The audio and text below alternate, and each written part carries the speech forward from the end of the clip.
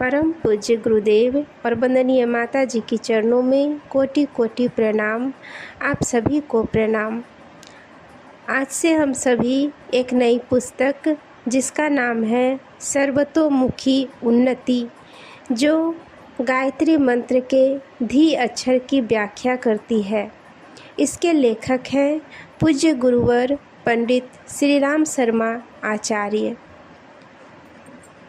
सर्वतोमुखी उन्नति गायत्री मंत्र का 14वां अक्षर धी जीवन की सर्वतोमुखी उन्नति की शिक्षा देता है। विज्ञ मनुष्य को एक ही प्रकार की उन्नति में संतुष्ट नहीं रहना चाहिए, वरन सभी दिशाओं में उन्नति करनी चाहिए।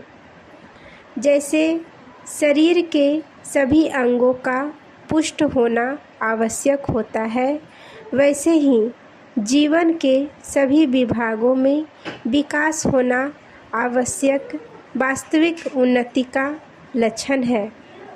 यदि हाथ खूब मजबूत हो जाए और पैर बिल्कुल दुबले पतले बने रहे तो यह विषमता बहुत बुरी जान पड़ेगी। इसी प्रकार कोई आदमी केवल धनी, केवल विद्वान, केवल पहलवान बन जाए तो यह उन्नति विशेष हितकारी नहीं समझी जा सकती। वह पहलवान किस काम का जो दाने दाने को मुहताज हो, वह विद्वान किस काम का जो रोगों से ग्रस्त हो, वह धनी किस काम का जिसके पास न विद्या है न स्वास्थ्य।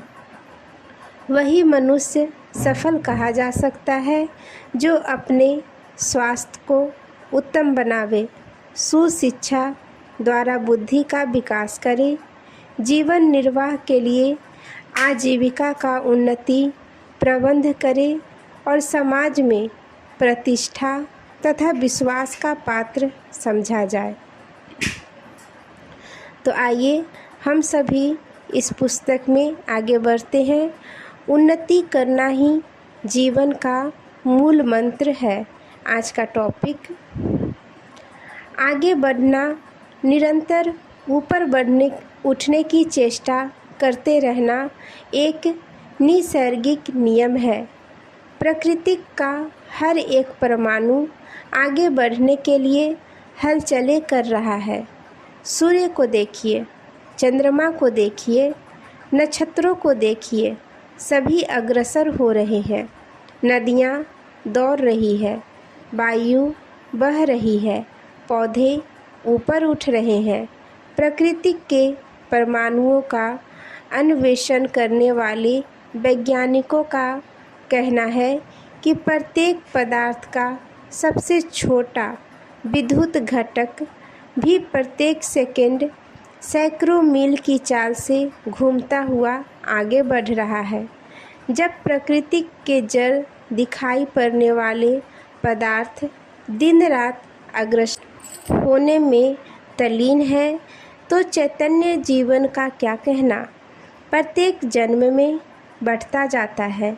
निरंतर उन्नति करते रहना उसका ईश्वर प्रदत्त नियम है। उन्नति से संतुष्ट होने का, आगे बढ़ने की गति को रोक देने का तो प्रश्न ही नहीं उठता। मनुष्य को तो अपनी संपूर्ण अपूर्णताओं से उठकर इतना उन्नत बनना है जितना उसका पिता ईश्वर है। जब तक जीव बाहरी स्थिति को प्राप्त नहीं कर लेता तब तक उसकी यात्रा समाप्त नहीं हो सकती। मामूली सी उन्नति कर लेने पर लोग कहने लगते हैं कि अब इतना मिल गया, संतोष करना चाहिए। ऐसे मनुष्य मानव जीवन के वास्तविक महत्व से अनजान है। हमारी उन्नति का सर्वतोमुखी क्षेत्र इतना विशाल है कि उसमें एक जीवन क्या अनेक जीवनों तक भी निरंतर अग्रसर होते रहने की गुंजाइश है। बराबर आगे बढ़ते रहने के लिए बराबर नई शक्ति प्राप्त करते रहना आवश्यक है। आपकी उन्नति का क्रम कभी भी रुकना ना चाहिए। निरंतर कदम आगे बढ़ाए चलना है और महानता को बूंद बूंद इकट्ठी करके अपनी लघुता का खाली घड़ा पूर्ण करना है। उस कर्महीन मनुष्य का अनुकरण करने से आपका काम न चलेगा, जो पेट भरते ही हाथ पैर फैलाकर सो जाता है और जब भूख बेचैन करती है तब करवट बदलता और कुरकुराता है। छोटी चींटी को देखिए, वह भविष्य की चिंता करती है, आगे के लिए अपने बिल में दाने जमा करती है, जिससे जीवन संघर्ष में अधिक दृढ़तापूर्वक खड़ी रहे। 10 दिन बाद पानी बरसने के कारण बिल से बाहर निकलने का अवसर न मिले तो भी जीवित रह सके। छोटी मधुमक्खी भविष्य की चिंता में आज का कार्यक्रम निर्धारित करती है। आज की ज़रूरत पूरी करके चुप बैठ रहना उचित नहीं। इस जन्म और अगले जन्म में आपको निरंतर उन्नति पथ पर चलना है, तो यह अत्यंत आवश्यक है कि यात्रा के बल देते रहने योग्य भोजन की व्यवस्था का ध्यान रखा जाए। इस समय आप जितना बल संचय कर रहे हैं वह आगे चलकर बहुत लाभदायक सिद्ध होगा। उसकी क्षमता से भविष्य का यात्रा क्रम अधिक तेजी से और सरलता से चलता रहेगा। योग साधना के फलस्वरूप सिद्धियां प्राप्त होती है। अष्ट सिद्धि नव निधि के लिए ललायित होकर अनेक साधक कठोर साधनाएं करते हैं। विजय बनने के लिए मृत्यु की छाया में रण क्षेत्र की ओर कदम बढ़ाते हैं। स्वर्ग लाभ के लिए दुर्गम वन पर्वतों की यात्रा करते हैं। धनी बनने के लिए एड़ी से चोटी तक पसीना बहाते हैं। बलवान बनने के लिए थक कर चूर चूर करने वाले व्यायाम में प्रवृत्त होते हैं। विद्वान बनने के लिए रात रात भर जागकर अध्ययन करते हैं। यह उदाहरण बताते हैं कि उन्नत बनने के लिए आवश्यकता तो हमारी अंतःचेतना विशेष महत्व देती है और उस आवश्यकता को पूरा करने के लिए हम बड़ी से बड़ी जोखिम उठाने को, कठिन से कठिन प्रयत्न करने को तत्पर हो जाते हैं। नकली आवश्यकता और असली आवश्यकता की पहचान यह है कि नकल के लिए संदिग्ध बात के लिए त्याग करने की तत्परता नहीं होती। असली आवश्यकता के लिए मनुष्य कष्ट सहने और कुर्बानी करने को तैयार रहता है। एक आदमी सिनेमा का शौकीन है। उससे कहा जाए कि एक खेल के बदले में तुम्हें अपनी उंगली कटवानी पड़ेगी तो वह ऐसा खेल देखने से मना कर देगा, क्योंकि खेल देखने की आवश्यकता नकली है। उसके लिए इतना कष्ट सहन नहीं किया जा सकता। परंतु यदि स्त्री, पुत्र आदि को प्रियजन अग्निकांड में फंस गए हो तो उन्हें बचाने के लिए जलती हुई अग्नि शिखाओं में कूदा जा सकता है। फिर चाहे भले ही उसमें झुलसकर अपना भी शरीर चला जावे। सिनेमा का खेल देखने की आवश्यकता और प्रियजनों की जीवन रक्षा की आवश्यकता में कौन असली है और कौन नकली, उसकी पहचान उसके लिए त्याग करने की मात्रा के अनुसार जानी जा सकती है। हम देखते हैं कि उन्नति करने की लालसा मानव स्वभाव में इतनी तीव्र है कि वह उसके लिए कष्ट सहता है और जोखिम उठाता है। यह भूख असली है। असली आवश्यकता में इतना आकर्षण होता है कि उसके लिए तीव्र शक्ति से प्रयत्न करने का बाध्य होना पड़ता है।